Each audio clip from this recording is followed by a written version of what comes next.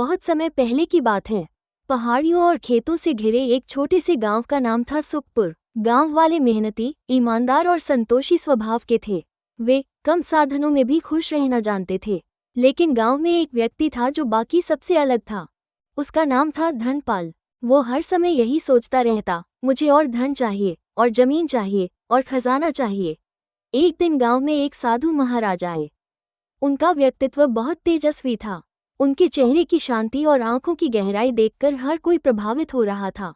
गांव वाले उन्हें अपने घर बुलाने लगे, सेवा करने लगे और उनसे आशीर्वाद लेने लगे। साधु महाराज ने गांव वालों को उपदेश दिया।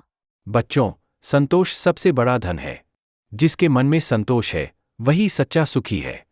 लालच करने वाला कभी चैन से नहीं जी सकता। गांव वाले उनकी बातें सुनकर सिर हिलाने लगे। वे सोच रहे थे कि सच में साधु की बातों में गहरी सच्चाई है, लेकिन धनपाल चुपचाप साधु को निहार रहा था। उसके मन में अलग ही विचार उठ रहे थे। ये साधु जरूर कोई चमत्कारी शक्ति जानते होंगे। अगर मुझे ये शक्ति मिल जाए तो मैं सबसे बड़ा अमीर बन जाऊंगा। रात को जब सब लोग चले गए तो धनपाल चुपके से साधु महाराज के पास पहुंचा और बोला, महाराज, मुझे आशीर्वाद दीजिए कि मेरा धन कभी खत्म न हो। मेरे भंडार हमेशा भरे रहें। मुझे और अमीर बनना है। धनपाल, तुम्हारे पास पहले से ही बहुत है। अगर तुम उसमें संतोष कर लो तो तुम्हें किसी वरदान की जरूरत नहीं। नहीं महाराज, मुझे ऐसा वरदान चाहिए जिससे मैं अपार धन का स्वामी बन जाऊं। मैं गांव का सबसे बड़ा सेठ बनना चाहता हूं। ठीक है, मैं तुझे एक जादुई घड़ा देता हूं। इसमें जो भी वस्तु डालेगा वह दोगुनी हो जाएगी। लेकिन सावधान, इस घड़े का लालच मत करना।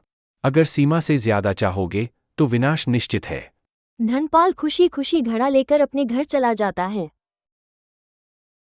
घर लौटकर धनपाल ने सबसे पहले सोना घड़े में डाला। देखते ही देखते सोना दोगुना हो गया।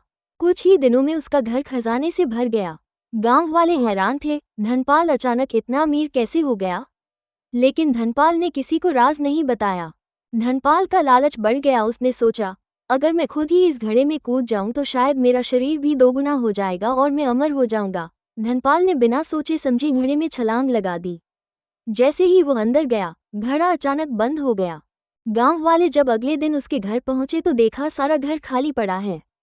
न अनाज है, न धन है, बस बीच आंगन में एक बंद घड़ा रखा है।